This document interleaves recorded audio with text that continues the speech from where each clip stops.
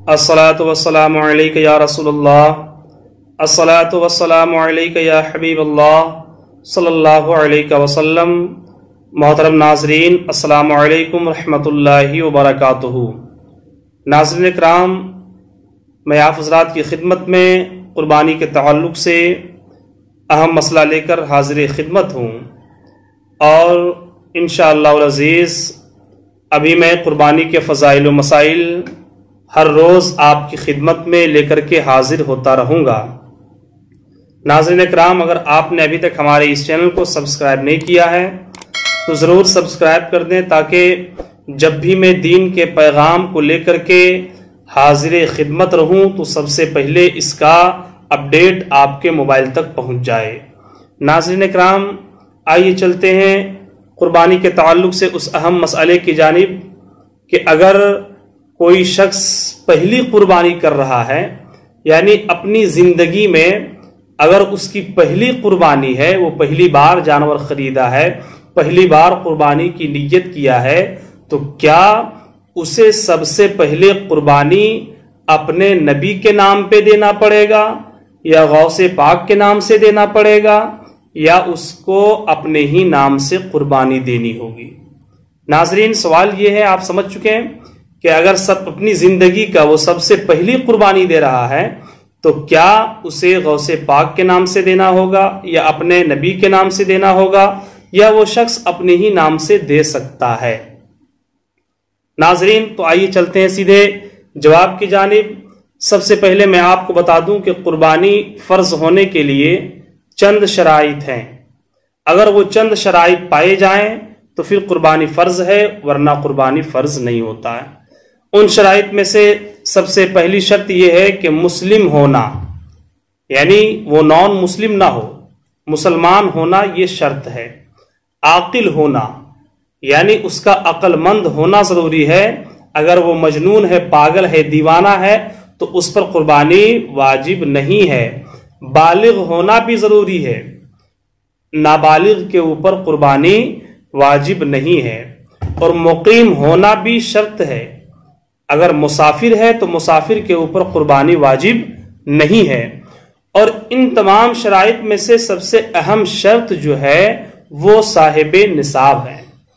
صاحب نصاب کا کیا مطلب ہوا؟ صاحب نصاب کا مطلب یہ ہے کہ جس کے پاس 7.5 تولہ سونا یا 52.5 تولہ چاندی یا دونوں میں سے کسی ایک کی قیمت، اور یا کوئی ایسا سامان ہو جو حاجت اصلیہ کے علاوہ ہو، اور 7.5 تولہ سونا یا 52.5 تولہ چاندی کے قیمت تک پہنچ جاتا ہو وہ سامان، تو پھر ایسے شخص کے اوپر قربانی واجب ہے، اور ایسا شخص جو ہے وہ صاحب نصاب ہے۔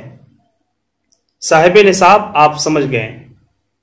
تو اب آئیے چلتے ہیں ان کے سوال کی جانب۔ سوال یہ تھا کہ ان کا سوال یہ تھا کہ ہم پہلی قربانی کر رہے ہیں، تو کیا ہم پہلی قربانی حضور نبی کریم علیہ الصلوۃ والتسلیم کے نام سے دیں گے، یا ہمیں اپنے ہی نام سے دینا ہوگا، یا گھر کے کسی فرد کے نام سے، یا کن کے نام سے دیں گے؟ وہ یہ سوال تھا ان کا۔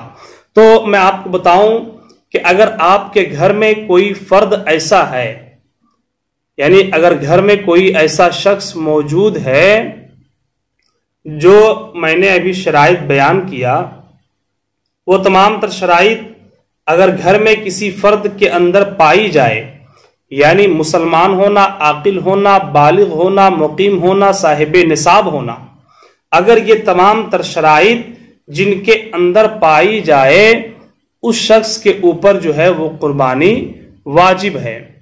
اب نصاب کی جو تفصیل میں نے بیان کیا اتنا ہونا ضروری ہے، یعنی 7.5 تولہ سونا یا 52.5 تولہ چاندی، یا اس کی قیمت، یا کوئی سامان جو حاجت اصلیہ کے علاوہ ہو۔ اگر اتنا سامان ہے تو قربانی اس پر واجب ہے۔ اب اگر پہلی قربانی دے رہا ہو یا دوسری دے رہا ہو، لیکن سب سے پہلے اس شخص کو چاہیے کہ وہ اپنے نام پہ قربانی دے۔ اور اگر اللہ نے اسے وسعتیں دیا ہے، اگر اللہ رب العزت نے اسے اتنی دولت عطا فرمایا ہے کہ وہ اگر 2 جانور خریدے، تو پھر اگر وہ 2 جانور خرید سکتا ہے تو اسے چاہیے کہ ایک قربانی اپنے نام سے دے، ایک قربانی اپنے پیارے نبی صلی اللہ علیہ وسلم کے نام سے دے دے، کیونکہ یہ ایک بہتر کام ہے، یہ ایک افضل کام ہے۔ اس کی دلیل کے طور پہ میں آپ کو بتاتا چلوں کہ حضور اقدس صلی اللہ تعالی علیہ وسلم نے جانور کی قربانی کی، اور قربانی کرنے کے بعد میرے آقا صلی اللہ تعالی علیہ وسلم نے فرمایا کہ یہ قربانی میری جانب سے اور میری امت کی جانب سے۔ اور دوسری روایت حضرت حنش سے مروی ہے کہ انہوں نے فرمایا کہ میں نے دیکھا کہ حضرت علی المرتضیٰ 2 میڑھے کو لے کر کے تشریف لائے، اور 2 میڑھے لانے کے بعد حضرت علی المرتضیٰ نے ان دونوں مینڈھوں کو قربان کر دیا۔ حضرت حنش کہتے ہیں کہ میں نے حضرت علی المرتضیٰ سے پوچھا کہ علی، ایک مینڈھے کی بات تو سمجھ میں آتی ہے کہ آپ کی جانب سے یہ قربانی ہے، لیکن آپ 2 مینڈھے کی قربانی کر رہے ہیں، آخر بات کیا ہے؟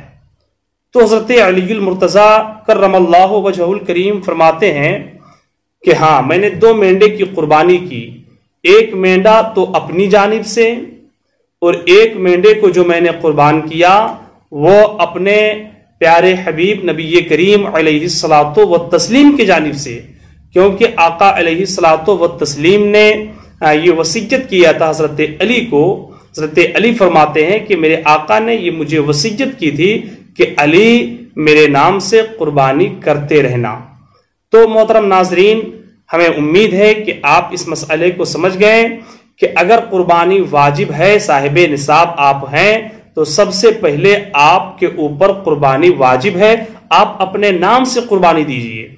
اور اگر آپ کے پاس خدا نے وسعتیں بخشی ہے، آپ کے پاس دولت ہے، تو آپ دوسرے جانور کو خرید لیں، اور دوسرے جانور کو جب آپ خریدیں تو وہ جانور اپنے نبی کے نام سے، غوث پاک کے نام سے، بزرگان دین کے نام سے، اپنے خاندان کے مرحومین کے نام سے دے سکتے ہیں، لیکن سب سے پہلے آپ کے اوپر جو قربانی واجب ہے، سب سے پہلے آپ کو اپنے نام سے قربانی دینی ہوگی۔